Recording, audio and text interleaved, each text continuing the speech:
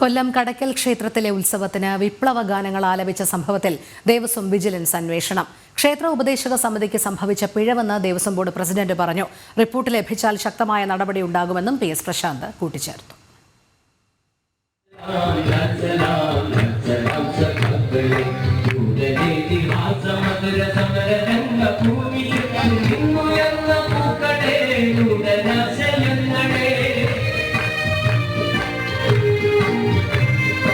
ദേവസ്വം ബോർഡിന് കീഴിലെ കടക്കൽ ദേവീക്ഷേത്രത്തിൽ തിരുവാതിര മഹോത്സവത്തിനിടെ ഇക്കഴിഞ്ഞ 10-ാം തീയതിയാണ് വിപ്ലവ ഗാനങ്ങളുമായി സംഗീത പരിപാടി അവതരിപ്പിച്ചത്.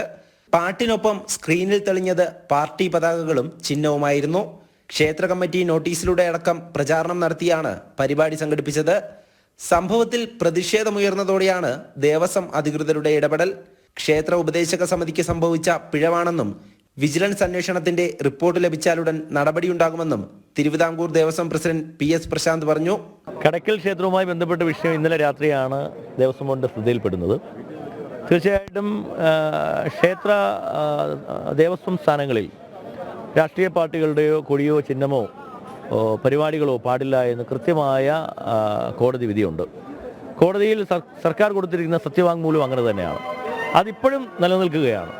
അപ്പം ഇത് ഉപദേശകരുടെ ഭാഗത്തുണ്ടായ ഒരു പിഴവെന്നാണ് നമ്മൾ മനസ്സിലാക്കുന്നത്. കാരണം ഉത്സവങ്ങൾ സംഘടിപ്പിക്കുന്ന ഉപദേശ സമിതിയാണ്. ആ ഉപദേശ സമിതിയോട് നമ്മൾ നോട്ടീസ് കൊടുത്ത് വിശദീകരണം ചോദിച്ചിട്ടുണ്ട്. അന്വേഷണവും നടത്തുന്നുണ്ട്. ഇതിൽ കുറ്റക്കാരെന്ന് വന്നാൽ കൃത്യമായ നടപടി ഉണ്ടാവും. അന്വേഷണം ഞങ്ങൾ ഉപദേശ സമിതിക്ക് നോട്ടീസ് കൊടുത്തിട്ടുണ്ട്. ഞങ്ങളുടെ വിജിലൻസ് SP ഉണ്ട്.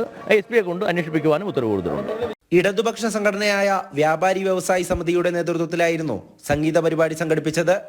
നേതൃത്വം നൽകിയത് CPM DYFI നേതാക്കൾ ഉൾപ്പെടുന്ന ഇടതനുകൂല ഉപദേശക സമിതിയും. രാഷ്ട്രീയ പ്രചാരണത്തിന് ക്ഷേത്രങ്ങളെ വേദിയാക്കരുത് എന്ന ഹൈക്കോടതി വിധി പ്രകാരം ഇതേ ക്ഷേത്രത്തിൽ നിന്നാണ് മുഖ്യമന്ത്രിയുടെ നവകേരള സദസ്സ് മുൻപ് മാറ്റേണ്ടി വന്നത്. അതേ ക്ഷേത്രത്തിൽ തന്നെയാണ് വിശ്വാസങ്ങളെ വെല്ലുവിളിച്ചുകൊണ്ട് വിപ്ലവ ഗാനങ്ങളും ആലപിച്ചത്. ക്ഷേത്ര പരിസരത്തെ ആൽത്തറയിൽ പോലും CPMന്റെ ചുമരെഴുത്തും ആലിന്മേൽ പാർട്ടി കൊടിയും കാണാം. ഭക്തർ നിലവിളക്ക് കൊളുത്തുന്ന ആൽത്തറ കൂടിയാണിത്.